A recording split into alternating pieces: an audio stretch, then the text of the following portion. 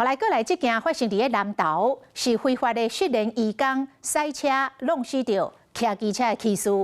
这是一台7人座的厢仔车，车顶载9个人，伫转弯的路口，甲一台机车相撞，甲骑士弄死。结果弄死人的驾驶甲车顶的乘客，总共9个人，总落车白咧弄。警方伫个台中，甲9个移工逮捕归案。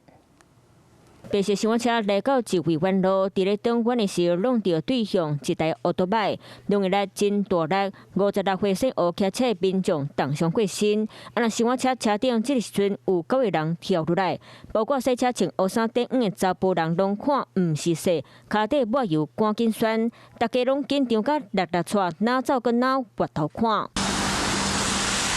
车祸发生伫咧去年12月底，地点就伫咧南投市中南路。因为当时无证人，警察调监视器画面比对，锁定一定失联的期间，去伫咧台中新港美的所在掠人。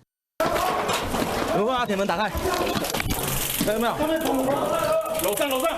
历经多日缜密追查，顺利锁定涉案人等身份，展开查缉行动，顺利将涉嫌肇事犯嫌及相关涉案人员查获到案。这段期间，当时洗车出去耍，厢仔车载满是7个人，车顶锁坐9个人。姓黄的查甫驾驶无驾照超载，引起事故搁逃走，警察将因抓起来。侦讯了后，以刑法驾驶交通工具弄死人搁逃走的罪嫌移送地检署，嘛申请羁押温存。Hello， 我是林纯佩。想要掌握最及时的新闻资讯或是体坛动态吗？